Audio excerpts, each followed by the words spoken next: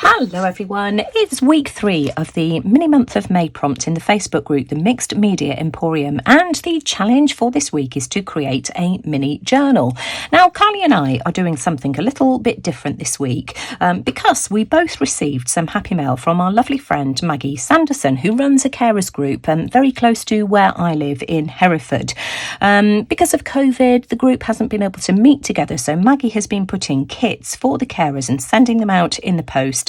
And Kylie and I have done a couple of videos sharing ideas for using the kits in the past. Now, of course, we'd already set our mini month of May challenge several weeks ago, and one of the challenges was to make a mini album. So we've just decided to use Maggie's kit just because it arrived at the right time. And I thought it would be fun as well for you to see Kylie and I use the exact same materials and see how we perhaps interpret them in different ways. And these are all bits and pieces that you will have lying around your home. And in fact, let me just show you this one here for starters. This is one of my backgrounds. I send lots of my backgrounds that I don't use off to Maggie for her to use for the kits that she puts together. So this is my very own artwork anyway. So definitely the kind of thing that I would use. Now, of course, you can interpret this challenge in any way you like. If you want to do mixed media style, vintage style, it's entirely up to you. But let me just show you what Maggie has included in this kit, just in case somebody wants to pull out something similar. So here we've got everything to make your book. Let me just put that to one side for the time being.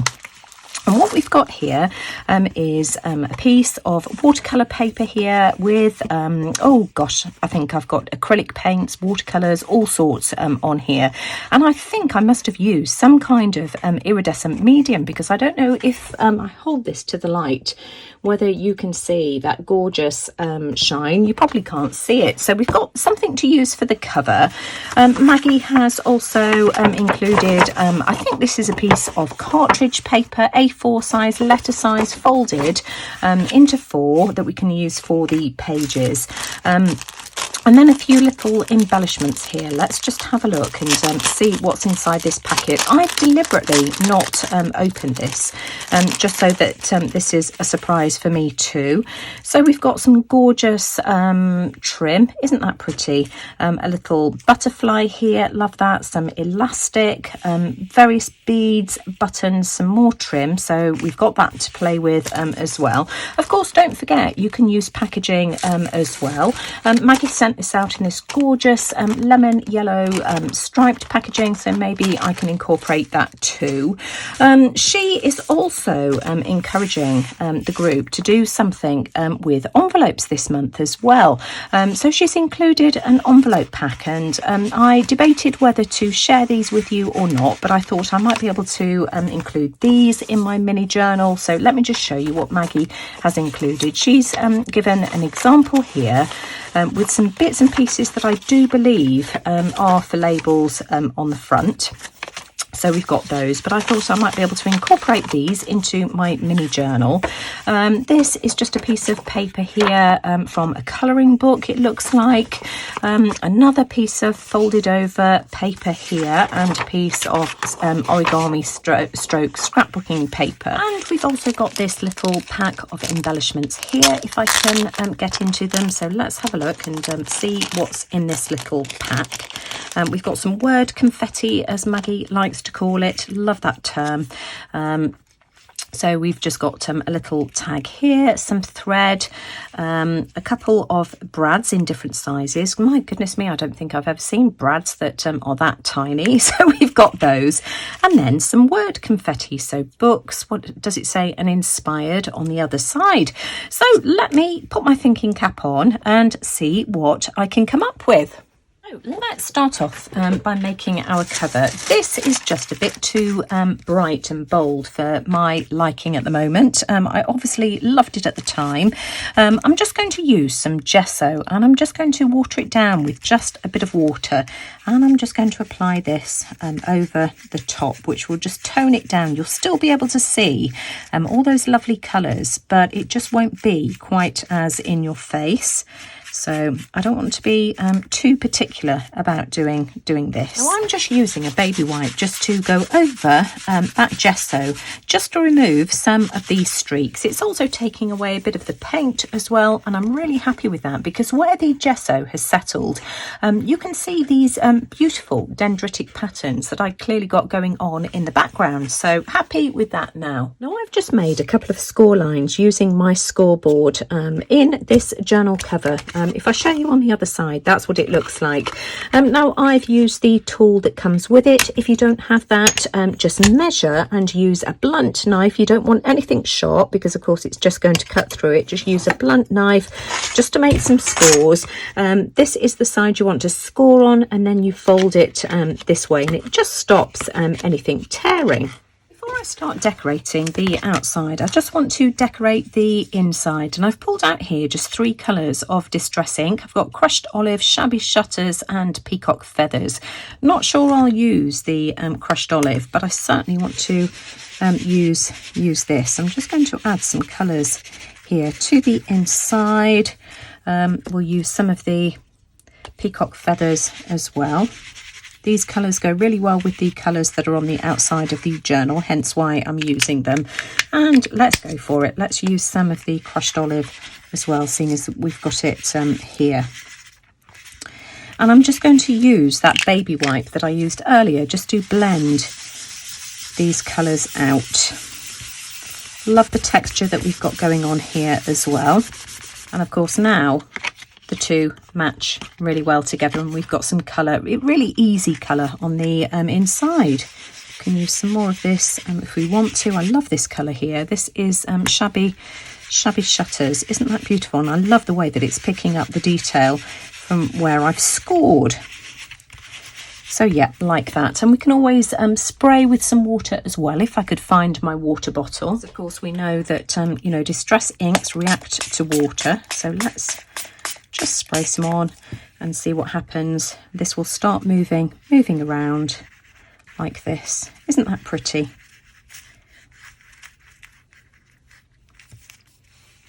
And so we'll just leave that to let it do its thing, and I'm going to leave that to dry naturally.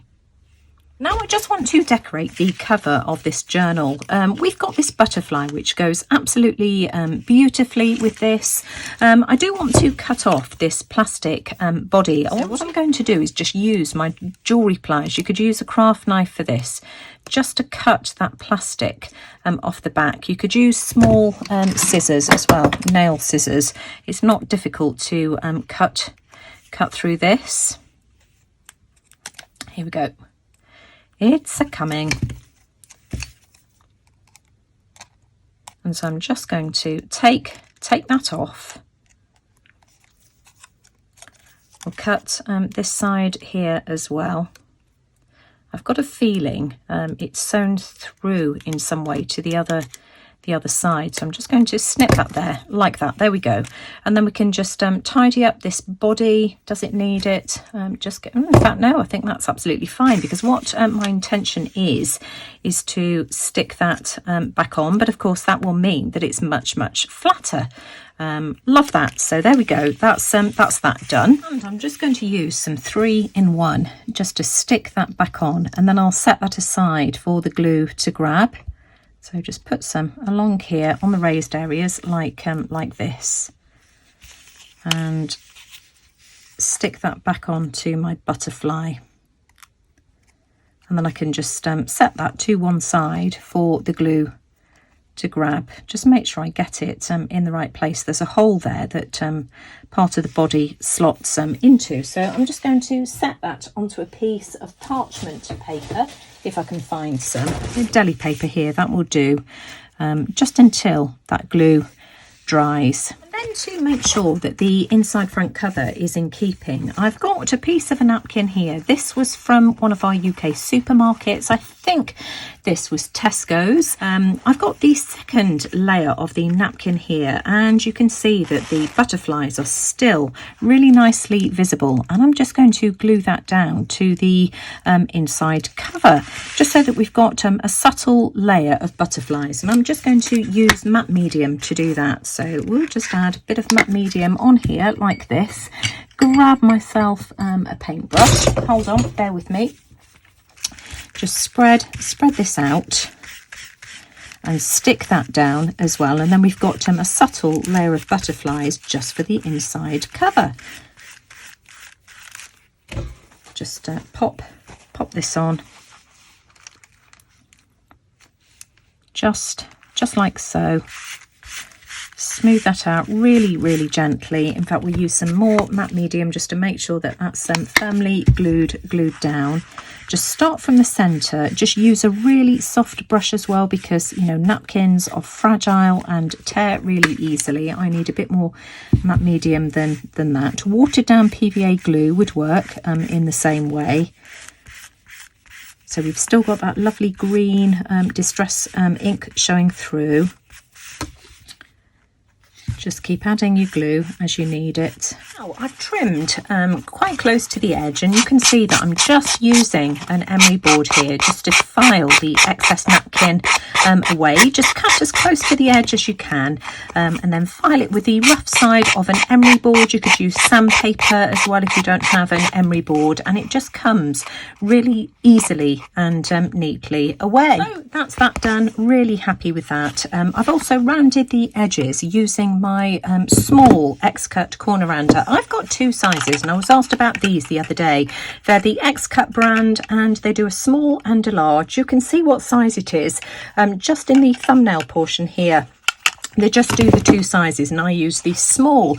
Now, before I go any further, I just want to use some Distress ink in frayed burlap just to ink around the edges, just to give this more of a vintage look and frame it. I always like the way that this looks, you know I do.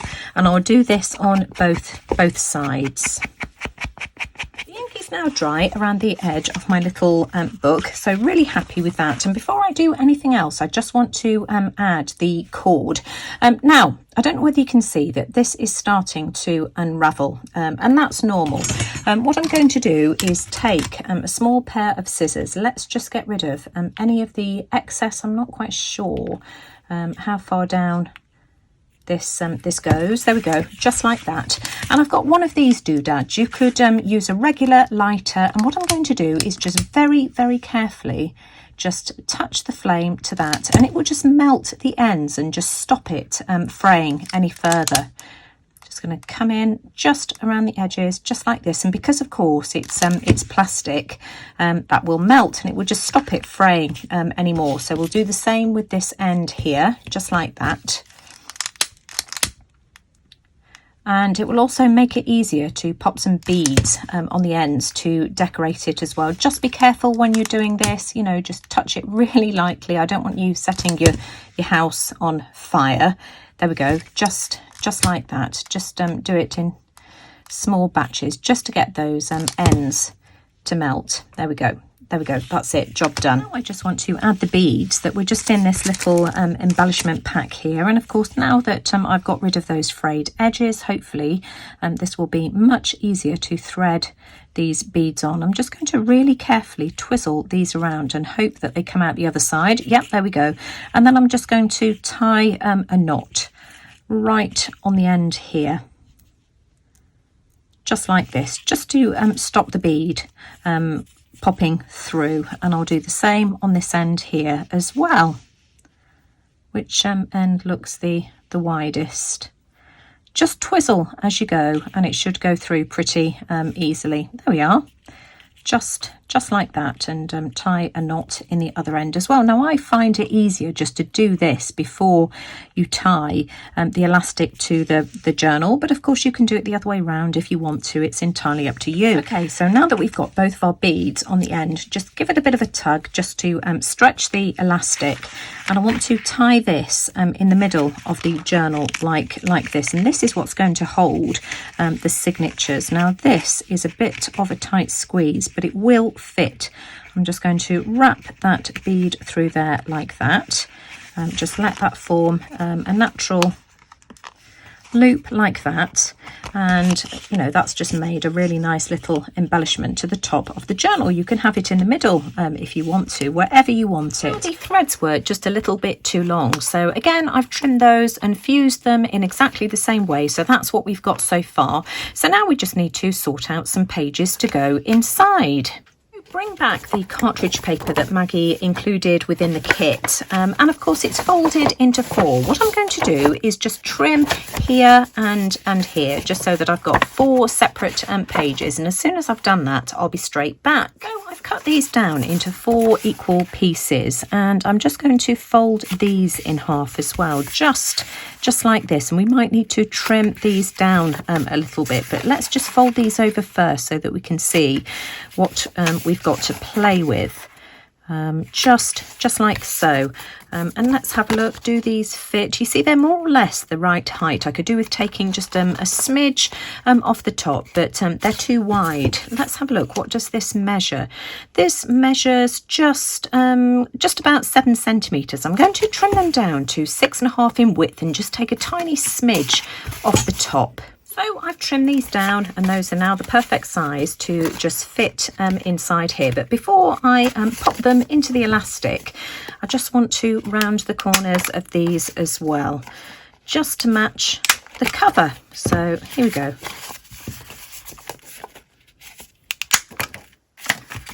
Just like this. So here we go. I've slotted these together again, and I'm just going to slip them into the elastic.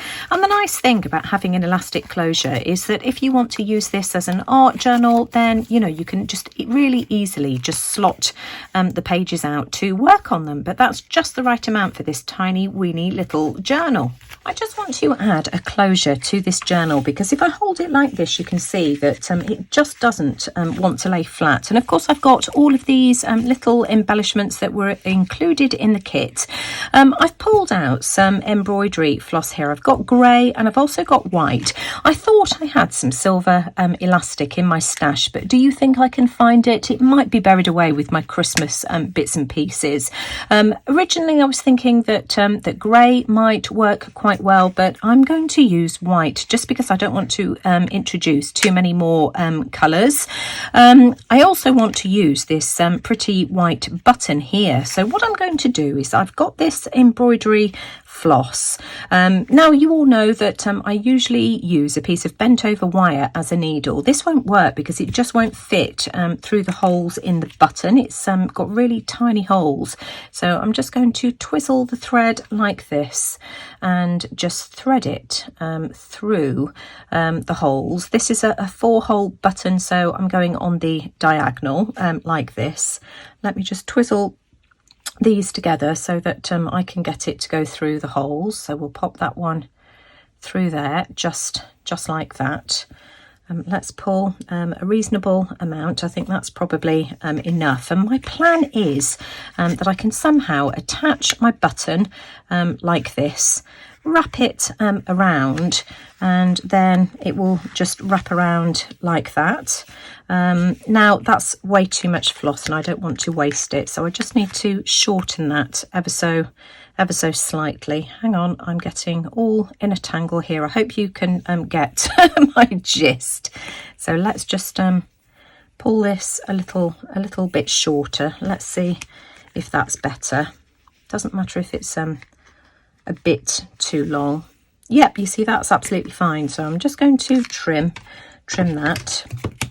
Where are my scissors? Here we go, just like that.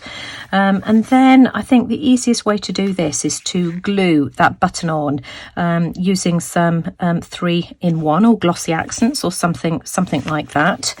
What have I done with my glue? Let's try. In fact, actually, no, E6000 will take too much time to dry.